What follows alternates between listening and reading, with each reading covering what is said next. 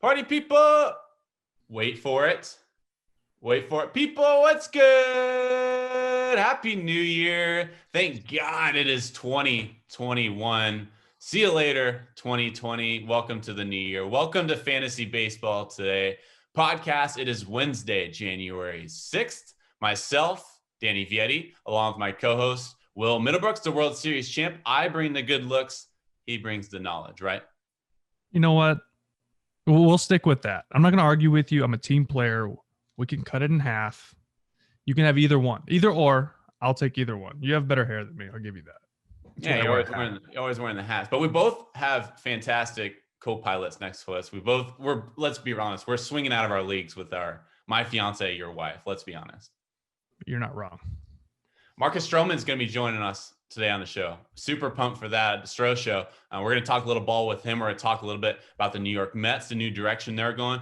And we're going to talk about, of course, you can make the case he's one of the more underrated pitchers in baseball. We're going to give you the 10 most underrated pitchers in baseball today. Strowman, certainly, you can make the case he's one of those guys. He's only signed a one-year deal to come back with New York.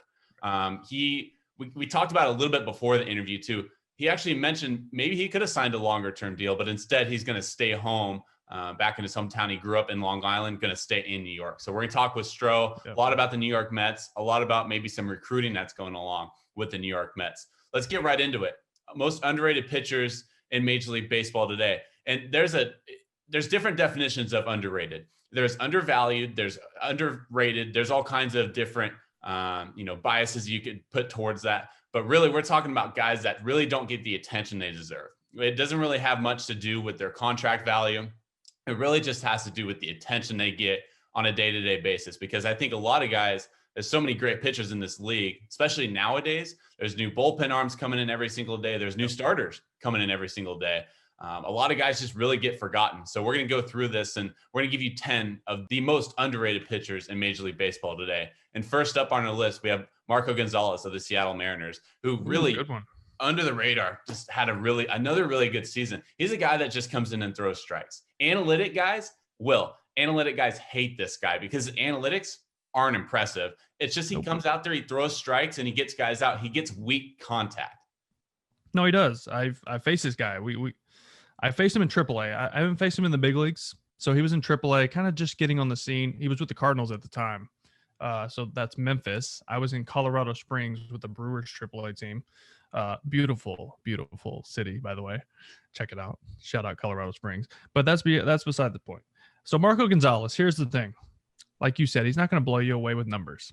He's not a spin rate guy. He's not a heavy movement guy. His velo was around 89 last year. Well, when I faced him, he was in the mid-90s. Yeah. All right. So his spin rate was probably higher then. But the thing that stands out with Marco to me, obviously his command, his first pitch strikes, strike percentage. He doesn't walk guys. How many walks did he have? 7 last year. And how many innings? Year. How many innings was that? Do you have that? Give me a second. I got you. I have all my analytics. I should have known that. I just know he throws a lot. He fills it up. He gets ahead. But the thing that stands out was I felt like he was always on the first base side of the rubber. So that as a lefty, he was pitching to a righty. He loved to pitch in. That was a scouting report. Loved to pitch in. And you look for a ball middle in. It's a four-seamer. It's such a straight fastball. You see it coming in and it looks like a beach ball and you start your swing. But since he's on that side of the rubber, it's coming across the plate. So it doesn't have cut. It's, like I said, super straight four-seamer. But you swing and you're hitting off the label. I literally had a bruise on my thumb. That's how I remember facing him, because the ball looked middle in and you're trying to get the head out and hit the ball out off the scoreboard, and I'm hitting it off my label and it's like not cutting. So it's not getting like way in, like just in enough where your bat doesn't break and it just blows you up. And at the time it was 94, 95. But his command is what makes him who he is. I mentioned analytic guys hate him. So do hitters that you just mentioned for the perfect dude. reason. He's so like smooth and mechanically perfect and fluid. The ball just gets on you because he's so smooth and fluid. He kind of lulls you to sleep, and then boom, 93. Well, it was 93, 95. Now, like you said, he's around 90. But when you can command like that, term we use in baseball, he could put it up a nat. That's how good he is. Sorry for the language, but that's a baseball term for you guys. I'm sure you've heard it before. He can put it exactly where he wants, anytime he wants, and that's why he's a big league pitcher and one of our most underrated pitchers.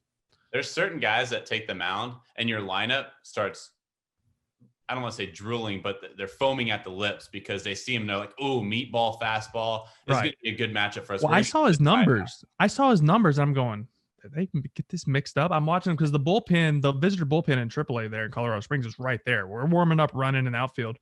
We can see him pitching and warming up. And I'm going, this is the same guy. He's got all these strikeouts. He's got a .8 ERA. Like, what? That's insane. And then you get in the box and you're like, oh, okay. I'm going to go ice my thumb. And to add to your point too, he's added a cutter to his arsenal. He added it in 2018. I was going to say 2 years ago. Yeah. Yeah. And so last year, hitters hit just 188 against that cutter. So he's not only busting you in, now he's throwing it with movement on the inner half too. Yeah. It's rare that a pitcher, can pitch in that effectively at a lower velocity. Right. So that's why he added the pitch, because he did lose velocity. So you're going to see guys add pitches. You saw Kershaw throwing more changeups. He used to be hard in, and now he had to learn to command arm side, which was always tough for him and Bumgarner and those guys. But now they've started to lose velocity and they're not going to be able to just blow your doors off. They have to pitch, and they have to pitch to both sides of the plate. Analytic guys hate him. Hitters hate him. But you know who loves him is front office guys and coaches. If you want to get in a manager, throw strikes, get outs. Throw strikes, get outs. And players behind him love that too. He doesn't mess around. You mentioned his first pitch strikes. I did my research for you. Don't you worry.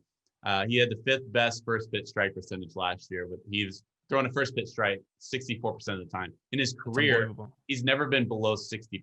So he's throwing a first pitch strike 6 out of 10 years. As a defender, you love that. You love that, because I've played with guys who are super slow, like a Clay Buchholz, who you feel like there's 2 minutes in between pitches, and the game's an extra like 45 minutes long. It's tough because you get bored. You're like, all right, and then boom, a ball, you're playing third base and Jose Bautista hits a piss rod at your face. Yeah. It's not fun.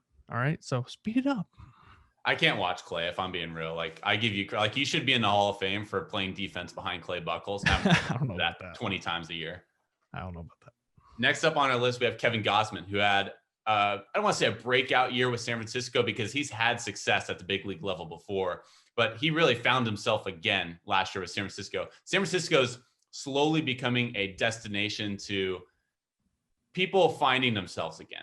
They had Drew Smiley last year. He had similar success. So San Francisco, that's what Farhan Zaidi does. He just finds guys, lightning in a bottle guys. It's kind of like little Tampa Bay Ray-ish. Yeah. But they have a little bit more money to spend. Kevin Gausman was certainly one of those guys last year, had one of the highest strikeout percentages in all of Major League Baseball. Yeah, I like the manager over there too. I think Gabe Kapler is amazing. The new age way of managing and getting the most out of his players. He was my last manager I had when I got hurt in spring training with the Phillies. He just wants you to be yourself. We had so many meetings about just be yourself. And that's why his players love to play for him. Did they win in Philly when he was there? No, they didn't. Their pitching fell apart. They're not winning without him either. Well, that's a good point. And they have some guys that need pitching, but that's for another time. We're talking about Gausman. And so when I was in Boston, I faced Gausman a lot when he was in Baltimore. Since then, I didn't face him. But early in his career, LSU kid, right? See, you keep giving me so. questions. Come on, Danny. He's LSU kid. I said that was rhetorical. He's LSU kid. I know it. All right. Nasty stuff. He comes from a good program. He knows how to pitch. Those guys know how to pitch coming out of those big programs like that in the SEC. Can confirm LSU. I know he went to LSU. I told you that. It's rhetorical. You don't ask me then. I just wanted you to sound smart. Put me on the spot. Well, now I sound like an idiot. So you succeeded. I'm sorry. You can edit that out if you'd like. So I faced Gausman a few times when he was in Baltimore. His sinker was so good, like live arm, explosive sinker. And the best pitch though for me was his changeup. His changeup was unbelievable. There's one at bat I remember. I want to say 2013, could have been 14. It's a blur now. It feels like another life, a lifetime ago. But I was in a hitter's count. It was 2-0, 2-1, 3-1, something like that. And he threw me a ball right down the middle. I'm talking when you're looking at sinker guys, you got to see the ball out over the plate, because if you look middle in, it's going to be off your back leg if you swing at it with guys like that. So it was middle, and I'm thinking, oh, I'm geared up. It was a changeup. Caught it out front, and it was a really windy day, and I hit it really, really high. It was probably 10, 15 rows deep, and I'm standing in the box just watching it. But out of the corner of my eye, I see JJ Hardy. Remember him? Oh, yeah. Of course. I love JJ. So good at short. Hauling ass. And I'm going, where's he think he's like, this ball's in the cotton candy stand. Where's he going? And it was really windy. I see it start coming back, and I'm like, oh boy, I better go. So I'm hauling. When I say 15 rows deep, this ball was foul. Like somebody getting a souvenir. So it ends up dropping. It comes all the way back. JJ Hardy dives for it, misses it. It lands right on the chalk or paint. It was grass. It was paint. I go Superman. I hated diving head first, but I went Pete Rose head first. Barely. I barely made it. I could have been out. They called me safe. I would have gotten derailed by the veterans in the dugout if I had not been on second base. I hit it a mile high, and I was just watching it. So that's my Gausman story on how good his changeup was. Well, to add to your point, doesn't make him underrated that I hit a double. Well, I think maybe it makes him overrated that I hit a double off him, but that's my Gausman story. Well, let me add to your point. Hitters against so he uses that split changeup. Yeah. Hitters hit below the Mendoza line against his splitter last year. And I got a double off it, Danny. Oh, okay. We're beyond that. We're past your one double. We'll look at the video later. But so I was a splitter guy when I was in college. Okay. And I'm saying he's underrated because when his splitter's on, he's nasty. However, splitter pitchers are very volatile. It is so obviously the guys or anybody listening right now, through audio, they can't see this grip, but for the people on YouTube right now watching, the splitter grip is really hard to grip. It's hard to control. Sometimes you have it, sometimes you don't. And so you have big hands too. I feel like you have to have big hands. Somehow Tim Lincecum found a way to do it. I don't know how, but Gossman. So the thing with splitters is you don't always know where it's going to go. There are some seasons you do and some seasons you don't. It just kind of falls away. Sometimes it cuts, sometimes it runs. It's kind of like a knuckleball. It really is. Yeah. Sometimes it moves like a knuckleball. And so I can speak to a splitter pitcher like Gausman. They're volatile because they're not always consistent. The Phillies closer, Hector Neris, he's really good one year. The next, he's not. That's how splitter pitchers are. So I say he's underrated because he's great when his splitter's rolling. If we're talking fantasy, and of course, this is a Fantasy Baseball Today podcast, am I picking up on fantasy and am I taking a chance? Maybe. If his splitter's working, I'm absolutely taking that chance. But if the splitter's not working, probably passing on him. Yeah, the splitter's up. It's very hittable. Yeah. Very hittable, especially if that's his out pitch, which we know it is. There's guys in scoring position, high leverage situations. As a good hitter, you're going to not as a good hitter, but as a big league hitter, you're gonna sit on that out pitch because you're gonna get it. Well, especially early in the count when for some reason pitchers still think we're sitting dead red heater. Not anymore. That if it's up, it's gonna get pummeled. Yeah. As we find out, with Stro, and he's going to talk about timing of hitters. If you're not throwing off the timing and they're sitting off speed, good hitters are still going to hit it. Yeah. Well, another pitcher that hitters really struggle against is Garrett Richards. He's a big analytic guy too. He led the league in spin rate in 2017, led the league in spin rate in 2019. He was second behind only Trevor Bauer in spin rate in 2020. Problem with Richards, we've said this before, it's injuries, it's health. And the best thing that you can bring to a table as any athlete is health. He's got great stuff, great slider. And we were talking about it before. Of course, you took him deep off his slider, but normally he's in my book, Danny. He's in your book. Book. Well, I don't know if we can call it a book. Well, I'm going to call it my pamphlet. This will make you feel even better. In his career, opposing hitters are hitting 181 against his slider. You are one of those. You are one of those, my friend. All right. I can explain that, Homer, if you have time. By all means. All right. So my first at bat, we're in Anaheim. I was with San Diego. So it was 2015. Really good, hard sinker, two-seamer he'd like to throw in. He would go away with four-seamers, go up with four-seamers, mid to upper 90s. But he had a good sinker. All right. So I had a guy on second base with no outs in my first at bat. And I'm thinking, all right, It's the first inning. I'm not really worried about getting this guy over. Probably not the best thought. I probably should have got him over. I'm not, that good of a hitter, but whatever. You know what? I'm going to get the head out. I know he's going to come in right here. It's the first inning. He's going to throw a sinker in right here. He's not going to get cute with off speed yet. So he throws me a sinker. I kind of got in on me, but I was sitting in. So I got enough barrel on. I hit a double to left. First pitch. All right. Next at bat. Fast forward to my second at bat. I was in the dugout with Justin Upton, and I'm like, he's not throwing me another heater first pitch. He thinks I'm just dead red. I'm going to sit slider, and if he spins me one middle, I'm going to clip him off the rocks. All right. Well, he spun me one. It wasn't a bad slider. It was just like a get me over, like still a strike because he thought I was sitting heater in. Yeah. If he swings, he probably pulls it foul. But I was sitting it, and I thought I hit it really well. It was a wall scraper, but homer's a homer in the show. Nothing better in the world than a homer in the show. So, but away from my, experience against him, like you said, his spin rate is unbelievable. So it's like with pitchers like that can split the plate. I feel like he's not at his best when he pitches in.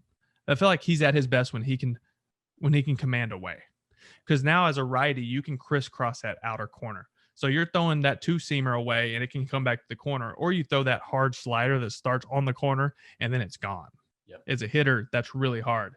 You can see the ball when it comes out of the pitcher's hand in, and you can lay off that. Yeah.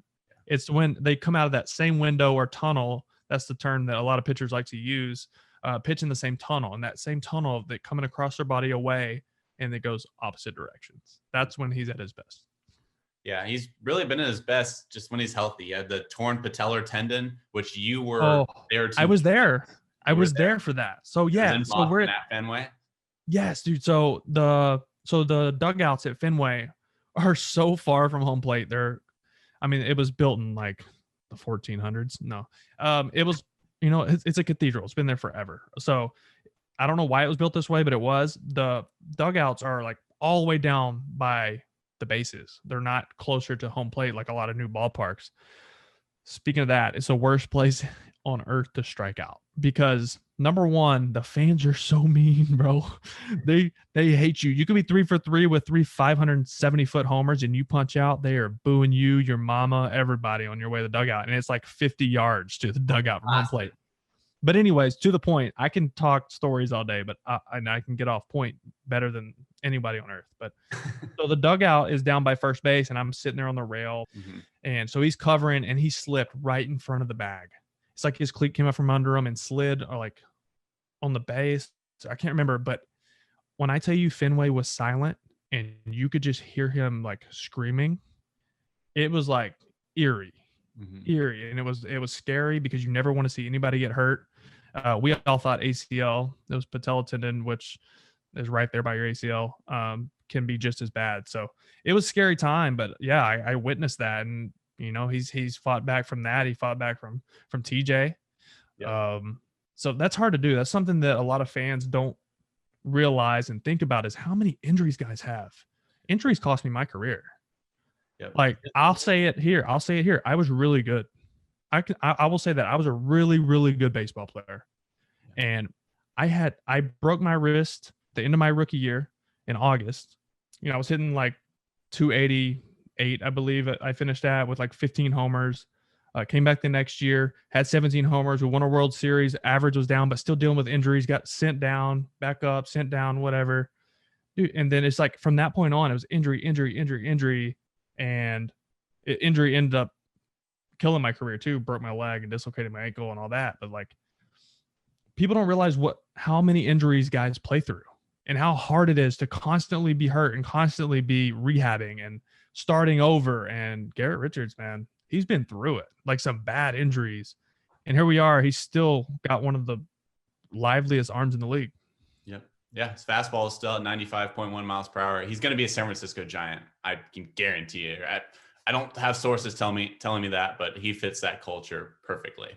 We have Stroh coming up. Obviously, we were talking about underrated pitchers. He's certainly one of those guys. We promised you 10 underrated pitchers. Of course, Will and I like to hear our own voices, so we went way too long. Of course, So we'll give you the rest of our list here. So the rest of our list, we obviously had Marco, we had Gossman, we had Richards. The rest of our list rounds out like this. Lucas Sims, who very much like Garrett Richards has a very, very high spin rate, just doesn't quite have the experience yet, but the Reds love Lucas Sims. We have Corbin Burns, Chris Bassett, Herman Marquez in Colorado. Not a lot of good pitchers come out of Colorado. Herman Marquez is making the best of it. That's a good point. That's a tough place to pitch. Tough place. Eduardo Rodriguez and Brandon Woodruff. So those are our 10 most underrated pitchers in Major League Baseball today. Let's get one of them on board. Let's get one of them on deck here. Marcus Stroman coming up next on the Fantasy Baseball Today podcast. Yes, sir. Welcome back. Stro Show joining with us. I'll start with the Blue Jays coming back for his 2.5 season with the Mets. We want to see him a full 162 here. We're going to see him with a full 162 with the Mets. Marcus Stroman joining us on the show. Thanks so much for joining us, Marcus. Yeah, thank you all for having me. So this is exciting to me because I mentioned I want to see you a full 162 at the Mets. You got traded over mid-season, of course, from Toronto after being an all-star with Toronto. And then now you're going back to your hometown. You grew up in Long Island. I'm excited because we're seeing positivity with the Mets, not only on the field, but front office-wise too. So I'm super pumped to see you in a Mets uniform for another season. Yeah, I'm excited as well, man. Like you said, New York, it's my hometown. Being able to have my family extremely close to play in front of them means the world to me. And like you said, new ownership, a lot of buzz going around the Mets with an already unbelievable squad. And now we're kind of adding to it with different pieces. So like you said, I can't wait to get back to spring training, man, and get going. How fired up are you to see how active your new owner is on Twitter? I think that's so cool. And I think that's good for baseball because we know there's been somewhat of a marketing problem with baseball. We talked about this in the past, Danny. Man, this is good for the game. There's not just Mets fans following along now. Like the whole league is watching and seeing what Cohen's tweeting every week. It's pretty cool. Yeah, man. Like you said, it's cool. He's kind of a tycoon in his field. So for him to come in and like you said, treat this as something for the fans, for the fan base, and go out and add pieces and put together a team that's going to be super competitive.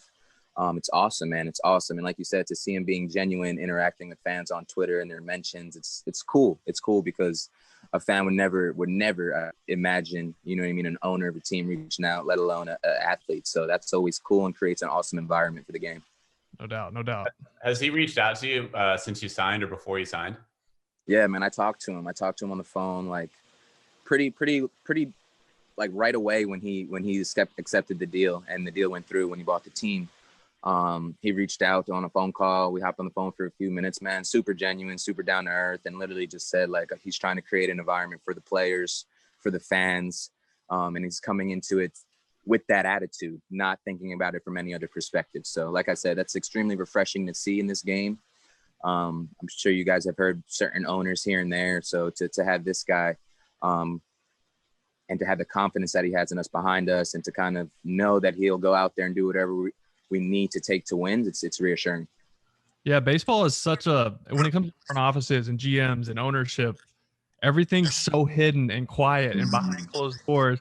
Yeah. And bargaining agreements, and then they want it public. But as we found out, this past year with stuff like that. But I don't know. He's like turning the page of like how people are going to act, how owners are going to act, how they're going to interact and market their team.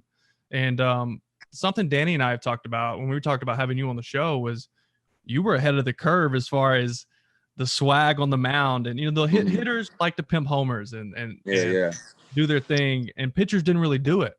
And it was frowned upon. And, when I came up in 2012, I had a very veteran-oriented team that said, hey, you hit the ball. I don't care if you hit the best ball of your life. Put your head down and run the bases. You got to earn it, get some dirt on your cleats. And then there comes this kid, Marcus Stroman, strutting around the mound. I can't like this guy. My teammates are going to kill me if I tried to make myself dislike you. Because I'm like, not only is he swaggy, he's punching me out and making me look silly and making everybody look silly. So you were ahead of the curve as far as where the game is trending now and what's welcomed in the game, back to marketing the game and making it fun for the younger generation. So applaud you on that. I'm sorry for trying to dislike you when we played against each other. No, man, it's funny you say that, man, because that's why I get this cocky, he's a cocky, arrogant guy, because which I agree, man. When in competition, you don't want to like your opponent either. Right. But I feel like a lot of athletes, a lot of baseball players think that that's me away from the field. Like, I'm a completely different person, man, between those two lines. Like, that's a different animal. And I'm able to kind of turn that on and off. You know what I mean?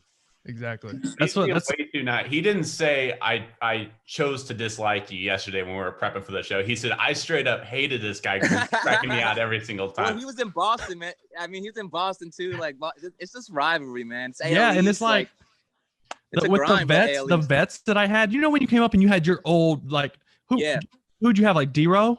I was about to say now I had Mark Burley, LaTroy Hawkins. Oh, yeah. So but I had a great balance too, man. I had them, and then I had DP Price, who came in the next year. True. So Mark Burley was kind of like the guy who was very on top of me. Like, hey, I had a lot of those. A lot of those. But then when DP got traded and came over, DP said, "Stro, you better do whatever the hell you want out there, bro. Whatever it takes for you to be dominant." And then I was punching guys out, yelling, and DP was top stepping it every single inning, bro. Giving me hugs, giving me when you daps. have that support, man, and you can be yourself, you're able to tap into a new level, right? And there's so many players that have been held back in the past. I think I was held back to a certain extent because I couldn't. They didn't want you to be yourself. But the game's different. The game's different now. It's changed. I love it. It's for the better. A lot of the old heads don't like it, but it's just where we're at. I haven't been out there since it's been the new wave game. So I can't wait to get back out there.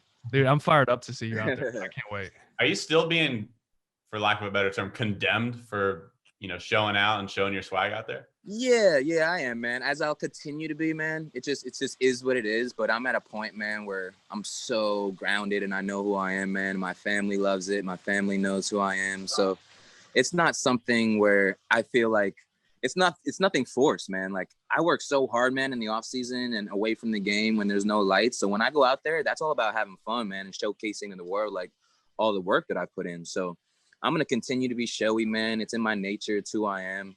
And I don't care, man, at this point, who's feathers or who it's going to ruffle, man. They're going to have to deal with it. If not, I'm right there.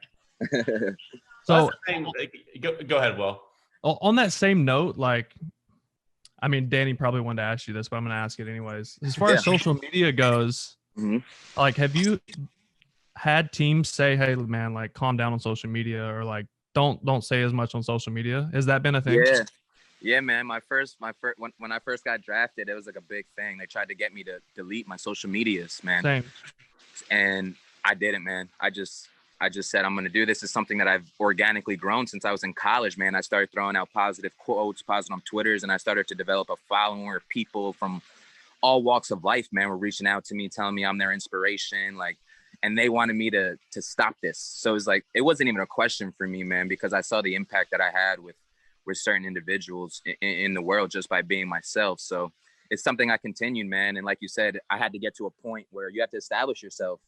I had to establish myself until I could really be out there and kind of start talking and be who I want. You kind of just weave through it because, like you said, there's always media and there's always other veteran players who are kind of like, he's doing too much.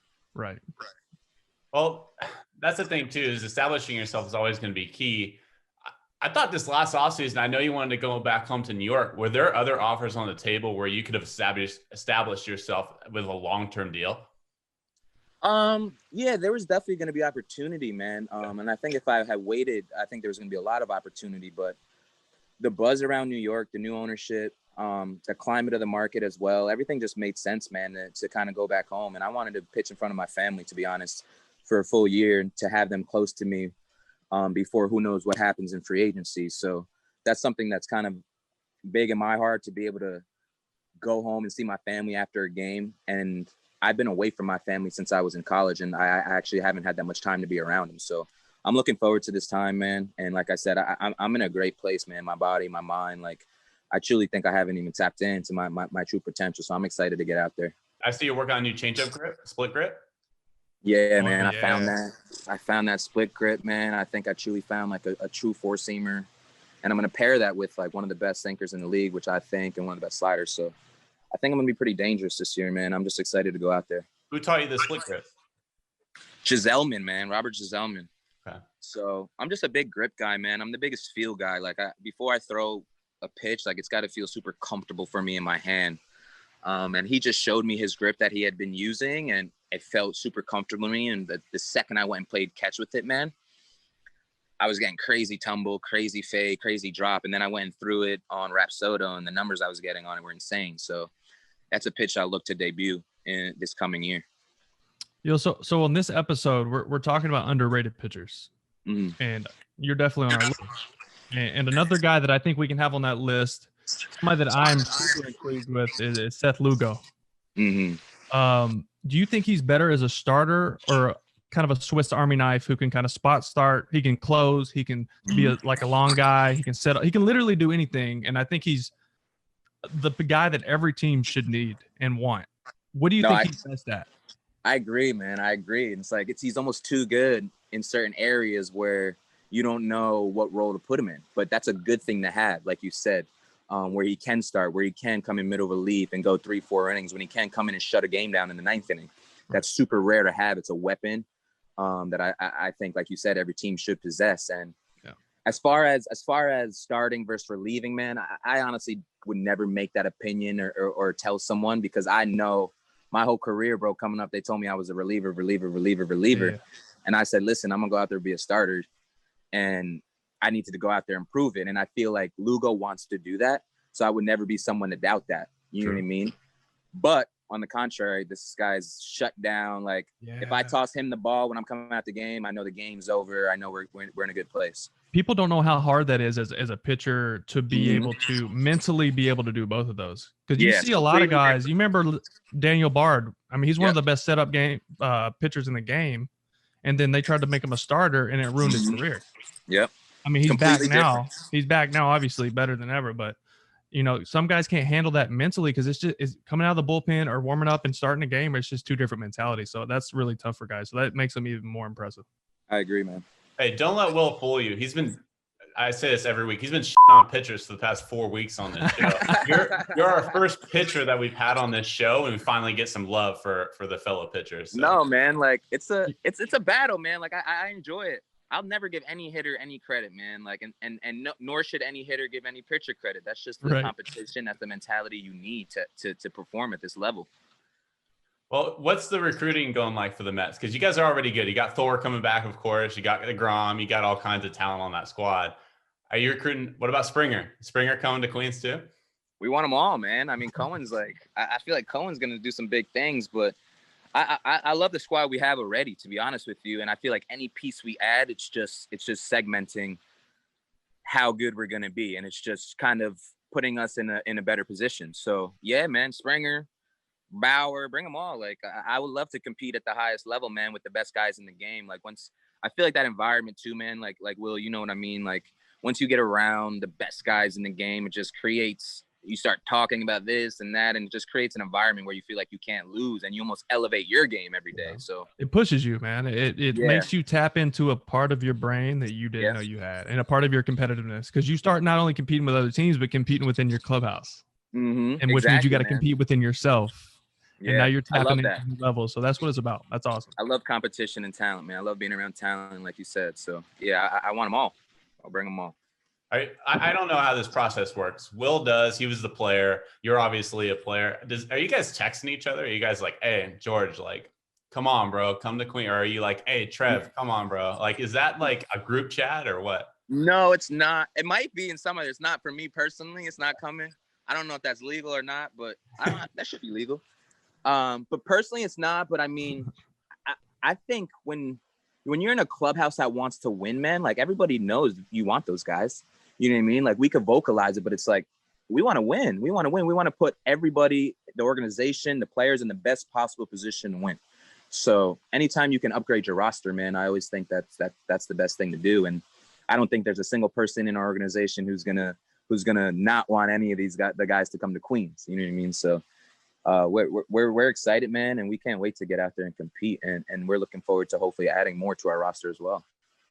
So before we get into, at the end of this, we like to do a quick rapid fire, but I just want to tap into your delivery. We texted about this a little bit the other day. Yeah. Because I was just watching your flat ground and you kind of went to that slow-mo, and I'm like, like plan this out. And then you started talking about your balance and your stability. And I see all the Pilates and yoga and things you do to put your body in the right airspace, just to think right and feel right and be centered and have your balance really where it is. You have to be super balanced. What's your favorite variation of that? I'm just curious if you have like a go-to that's like, this is my thing.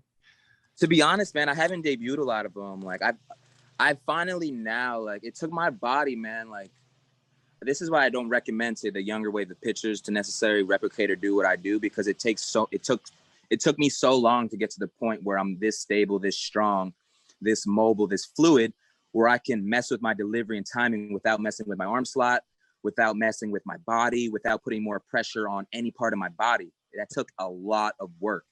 But like you said, I'm at the point now where I haven't even debuted the slow-mo in a game. I haven't debuted some of them, and I'm super excited, man, because, you know, Will, like, baseball and hitting is timing. And when I first came into the league, man, all I did was sit in cages with Tulowitzki, Bautista, Encarnacion, Melky Cabrera, Josh Donaldson. Like, I had the sickest hitters, man, to go and sit.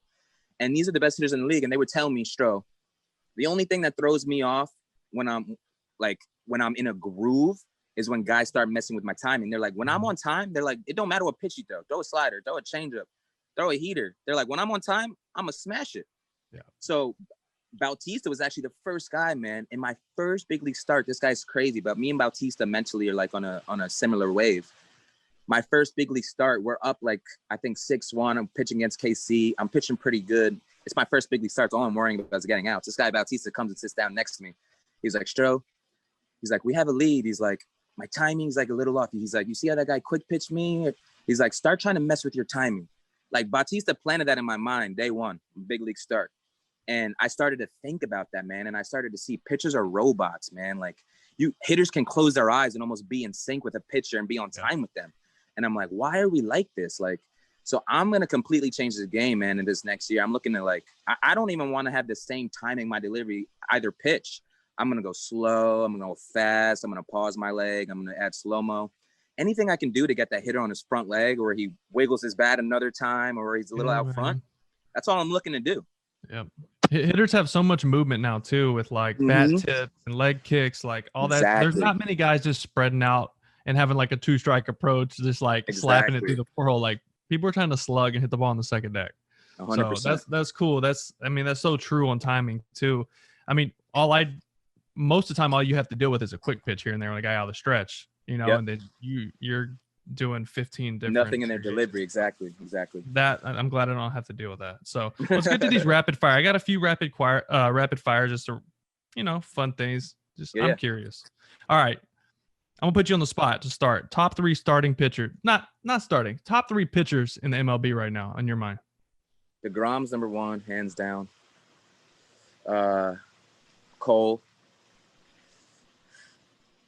Who am I going with third, man?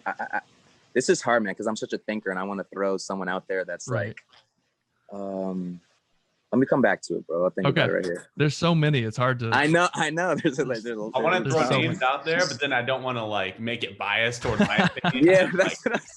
Yeah, exactly. All right. Who is the one hitter you absolutely is your kryptonite? Like, you hate facing? Nobody, truly. But I knew. How did I know you were gonna say that? Man, I truly don't care, man. Like, I'm so confident in myself, man. It comes from the work that I put in. Like, I feel like I already won before a hitter even stepped in the box, truly. Like, that's my mindset, whoever steps in the box, whether it be Barry Bonds, whether it be whoever it may be, bro. I have that mentality, truly. But like you said, that Pedroia was my least favorite hitter to face, man, because I would throw the most. He'll just foul it off. Dude, foul it off. Then I leave one slightly up and it's a knock. Like, the most frustrating hitter. The clavicle ball, he'll hit you over the monster. That's for sure. Yeah. Well, that being said, is there a certain hitter you're just like, this guy can't touch me? Like, I always get this guy out. If you say me, I swear to God. No, man. And I would never even put a name out there like that. I'm saying there's no hitter like that, bro. I would never. I don't demean hitters, man. I just like to compete when I'm out there. Okay. All right. So best. Let's say you got a day game, 1 o'clock game. You're done by 4:30. You're home, showered up. Where do you like to go out to eat in New York? Man, honestly, this year will be a lot on the North Shore, man. I've been like, earlier in my career when I was younger, I was a big city guy, like cities. Now I truly try to get away from cities, man. Like I like my peace, my calm. So probably like Prime in Huntington, somewhere in Port Washington, somewhere in those areas, man, that are on that shore. All right. Favorite visiting city? Favorite visiting city? Any city? As a player with a team there. Let's go San Diego or Cali, man. I always like getting to Cali. Like whenever you can get out to Cali and get out to the beach for like a few days and just soak those vibes in. I feel like those vibes just like last you for a while. No doubt. Just know I've been trying to recruit you to California for the past like 3 seasons, Stro. I've been trying to get out here to the West Coast. We need to make it happen. Man. We'll see next year. I got one more. This is just give me one thing on your bucket list that you've yet to do. Oof. I have an extensive bucket list, man, but I've actually just checked off 2 of them that I'm starting. My bucket list, man, at some point I want to live in Europe, in the Amalfi Coast, somewhere in Greece, somewhere in Switzerland, or somewhere remote out there, man. I'll end up there for sure, post-career. Amazing. Cool, man. So I always have one more question that kind of pops up like as I'm talking, and it always like extends this conversation way longer than it should be, but I'm going to ask anyways. Mm-hmm. Like, you're 5'7", and you obviously have the tattoo. Height doesn't measure heart. Mm-hmm. People know that you take pride in that. Do you think you've been treated differently for being 5'7"? Do you think you would have been a first-round draft pick or a higher draft pick coming out of high school? However, you went to Duke instead and made yourself a first-round draft pick. Do you think you would have gotten a longer contract earlier if you were a different height? 100%, man. My whole career, it's comical. I just had this conversation with my dad, man, who's down here. But my whole career, like when I got drafted, it was, he can't be a starter. He's going to be a reliever because of his body. He's going to break down. I mean, 800 innings later, they're still going to say the same thing. Oh, he's going to break down next year. Like, people can't understand the work that I put in when they're watching, and you can't measure work ethic. So I know that my body, my mind is in a way better place than any other athlete. Like I put a priority on that, like an extreme priority. So at the end of the day, yeah, it's cool to have the perfect body type, but what if he's not putting in the necessary work? That's not going to be me. I know that truly my body, I'm going to go out there for the next 5, 7. I'm going to be able to pitch for the next 10, 12 years if I want to. I can truly say that because I know I take care of my body. And I'm talking 180, 200, 220 innings every year. Like, I'm not just saying that. Like, I know the work that goes into this. I know the team that I have around me. I know my family. I can't lose, man. I can't lose. So, but like you said, being that undersized, 100% it hinders you from the scout perspective, from the owner perspective, because they want to see the prototypical pitcher out there who's long and this. But like I said, I enjoy being the oddball, man. Like, I'm the outcast. I enjoy that because at the end of the day, I'm going to go out there and outperform a lot of those guys because of my work that goes into it. Well, they're comparing you to the history of guys that size. Mm-hmm. Exactly. When those guys didn't put the work, maybe they did, but they're not you. They can't stamp that on you when they don't know that individual. So that's 100%. Pretty cool. Yeah, we need you to send us your Pilates yoga stuff because me and Will are getting our dad bods on lately, especially with like quarantine. Man, I'm going to tell you, get on Pilates reformer work. Like the machine that I've been on, I got one in both my houses now. Like, is that like the one that slides? Yes. Oh, it's a spring base, but honestly, just search on your phone. Like I have like a Mind Body app where you can search on your phone for classes wherever you're at. They come up with a location. You can literally bop into wherever. You can set up privates.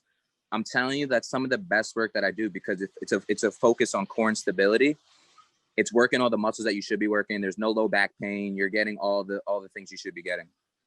I got my little brother and his team on it now, man, doing Pilates. So who's a stud, by the way. He's a real deal.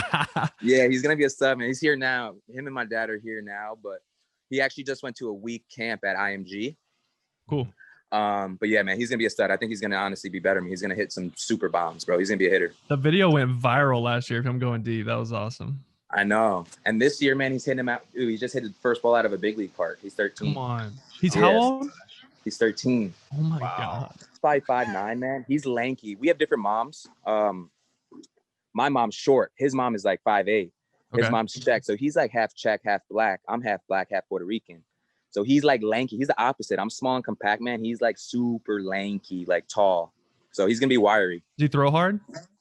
Yeah, he's going to throw hard, man. He's going to be a little beast, man. He'll carry the torch. Yeah, I'm excited. I'm excited to work with him, man. Maybe you'll get the pitch against him. He's already got college coaches call, bro. That's amazing, dude. It's crazy. That'd be awesome if you could pitch against them. That'd be really honestly cool. That's another reason, man. Like that's another goal of mine, like to preserve my body long enough to where that could be a possibility. But I told him, man, I'm like, you better put in work, bro, because I'm not waiting around till you're like 23, 24. You better be one of those like you better be one of those 20-year-olds in the big leagues. Yeah. Love it. Good stuff. Yeah. Thanks so much, Stro. All-Star, Gold Glover. We're really looking forward to what you have in store for us next season with the Mets. Thanks so much, Stro. Hey, good luck, sir. buddy. Thank you guys for having me. Loved having Stro on the show. And like I mentioned it before, he really is underrated. The fact that he's 5'7", which he mentioned, he often gets overlooked, and he's constantly having people telling him he can't do this, he can't do that, he needs to be a reliever. And he's proven everybody wrong. I love seeing that from a guy. He's really an inspiration to a lot of smaller, undersized players. And he's a lot of fun to just talk to, man. He's so just on top of who he is and his work and who he is as a pitcher. That's really cool to just hear the confidence out of his voice. People think he's arrogant. He's really not. He just believes in his work. And well, I mean, you have to be, man. I don't care if you're 6'9". On the field, you have to be cocky. You have to be arrogant to at least maybe just inwardly. That's how you compete with the best of the best. If you doubt yourself at all as a big leaguer, you're done. So as we wrap things up here, who's like the one guy that you face, like in your experience, that maybe people don't know much about, but he was just nasty. Like he had you. Like you talked about kryptonite with Stro. He was kind of your kryptonite. Is there anybody out there that sticks out in your mind that like, this guy's nasty? Well, kryptonite was Max Scherzer, but he was everybody's really. But you know what? I have one quick story. I can tell stories all day. You know this. I'm so bad at just like telling stories. But I was playing in Greenville, South Carolina. I was in A-ball with the Red Sox. We were playing in Hagerstown, Maryland. Any Hagerstown Suns fans that are listening, that place is a dump. Bro, it's so bad. That's not even relevant to what I'm about to tell you. So this was the first time in my life I was overmatched. I felt overmatched. Now I was like 20. It was like my second full year in the minor leagues. And up to this point, I was having an all right season. I was probably in 270. I was never a high average guy, but I was having fun. I was squaring balls up, playing good defense. I was playing well. This guy just got drafted. And he comes up. This guy named Drew Storen. Ever heard of him? Yeah, Nationals. I think he went over to the Blue Jays at one point. Yeah, Stanford guy. He never really panned out to what I thought he was going to be. So I step in the box and I see him warming up and I'm like, okay, he's not a big guy, but that ball is coming out pretty good. It's coming out. You can hear it. It's some hiss to it. You know what I mean? You could hear it, Yeah, that sound. And that was on deck and I'm going, ooh, all right. Like, whatever. I can hit this, whatever. I hit anything. So I get in the box. I'm like, I'm going to see one. I've never seen this guy before. He just got drafted like 2 weeks ago. See what it looks like. First pitch. Sinker. It started middle, and I'm thinking, I'm seeing it coming, and I'm like, oh, it's middle. Bro, it ended up being a ball, like in. And I kind of looked at the umpire when he balled it, and he kind of you made eye contact with him, and I was like, damn. Like that moved a lot, and it was like 94, 95. I had never seen movement. I'd never seen movement with velocity like that. This is a ball. Like you see guys that throw hard, but not both. So I'm like, all right, I'm going to get the head out. Here comes the sinker. If it's middle again, next pitch slider, like disappears. At this point, I am lost. It's 1-1. It's 1-1. And I feel like a good hitter. And I am like, oh no. Like, do I just not swing and just hope that he throws 4 before 3? All right. So he ends up making me look silly. All right. He goes another heater. I take it because I think it's going to be a slider. It stays a fastball. Next pitch, I swing and miss a slider by like 4 feet. Probably the worst I've ever swung and missed at a slider. And from that point on, anytime I saw his name or saw him on TV, I would always flash back to that at bat and just think that was the most overmatched I ever was in my entire life. And I knew I wasn't going to get a hit. Well, you're not alone. He had 43 saves in his second season with Washington. So he was filthy, man. I don't know what happened. I didn't really follow him, but I do remember thinking, if this is what a big leaguer is, I'm never playing in the big leagues. Well, you're not alone there either. This has been fun, Booksy. We got all January with the Fantasy Baseball Day podcast. Fired up. Let's Fired do it. up. Can't wait. A few more episodes. We'll get some more great guests for you too. Thanks so much. Especially thank you to Marcus Stroman for joining us. We'll see you next week.